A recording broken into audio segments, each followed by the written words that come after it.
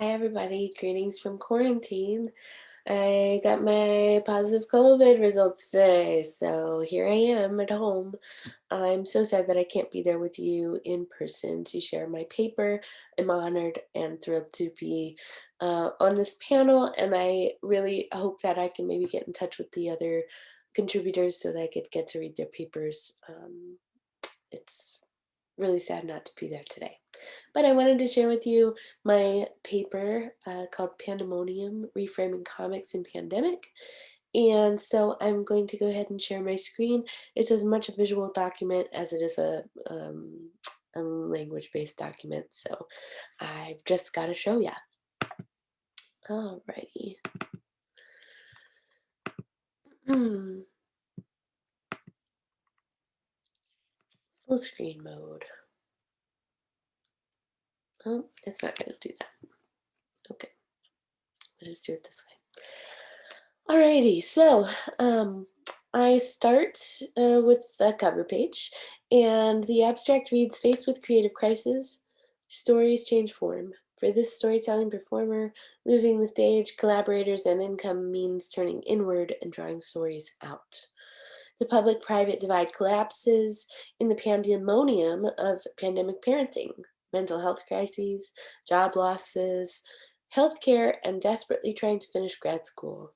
Moving from stage to page, this article argues for the value of comics as a means of showing and telling stories when the venues and opportunities are limited."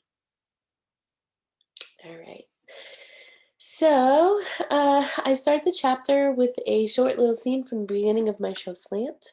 I thought it would be interesting since I did have this plan to perform at Diversity Week at Renwick College in March of is it 2 years ago now? Whenever everything shut down, that is when I was supposed to do my show, so I had been in rehearsals. So I thought, well, what if I make myself a digital space? And so I draw myself, of course, in the clay now, doing my show. Then I have a kind of welcome section where I introduce myself and introduce the what I'll call the grammar of comics. So in comics, of course, the frame is the box that bounds in the image. There's thought bubbles, captions, gutters, and word bubbles.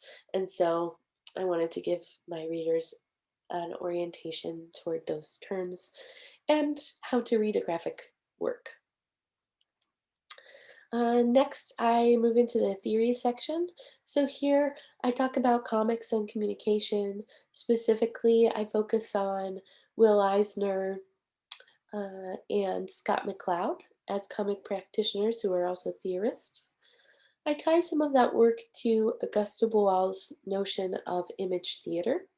Um, then I move on and I talk about Alison Bechtel and queer comics, Linda Barry, and her sort of sense that you don't have to be an artist or somebody who's very experienced to jump into comic making. So that's me. I didn't really know how to make comics before I made this, so it was a lot of trial and error and adventuring. Finally, I touch on the work of Marian Hirsch, who talks about this notion of biocularity, or being able to have two ways of seeing and combine them in comics with the image and the text. And finally, the term autographics, which is shared by Whitlock and kind of talks about this form of autobiography that has a conjunction of visual and verbal texts that come together. Stay tuned because I'd really like to create some more works. You autoethnographers out there, I'd like to create a book that's an autoethnographics book, so hit me up for the collabs. All right.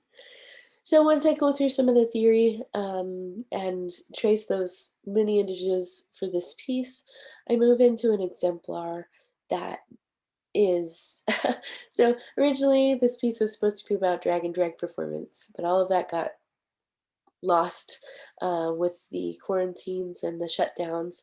So I went to Johnny Gray, who was on my dissertation committee, and I said, Johnny, help me. So this is like a little snapshot of our Zoom meeting and me being like, oh no, what do I do? And he gave me some really sound advice. He said, be gentle with yourself and recognize that we are moving through a really unique historical moment, and maybe you should focus on that instead. So the joke in our house became, you should make a comic out of it. So that's my little girl there saying that. Because something would happen, we'd drive by something, we'd notice something in town, and I would put it in comic form. So you can see this kind of cultural context that I paint.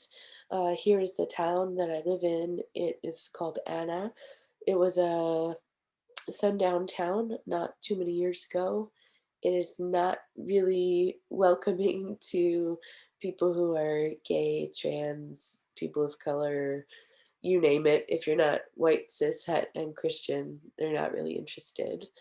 And I've had a number of kind of scary situations being a queer person living in the Midwest. So I've documented those, and for some reason, it always seems to be a pickup truck that these epithets get yelled out of. Um, so I drew it. Next, as things kind of got worse, our kids got sent home from school, and they go to a school that is not well prepared for something like the pandemic. Basically, the teacher sent home packets for me to teach them. There wasn't really any e-instruction, no video conferencing or anything with their teachers. It was just an expectation that we would pick up the slack at home. Their father refused to do their homework with them, so we had them half of in 50% custody, but we were doing all of the parenting, the kind of pandemic parenting and homeschooling. So my wife had to go to work. And so, I was teaching online and, trying to make my dissertation chapter. So I was the one to be doing a lot of the homeschooling at first. So I had a 6-year old who couldn't read and needed even like the most engagement for something like math homework because she couldn't read the problems.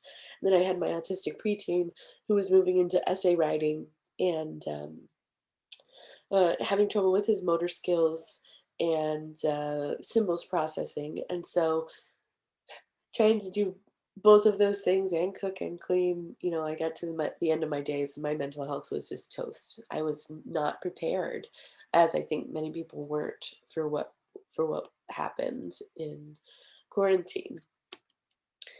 My mental health deteriorated. I started having pretty much constant suicidal ideation, and because of our financial situation, I wasn't able to get help for a long time.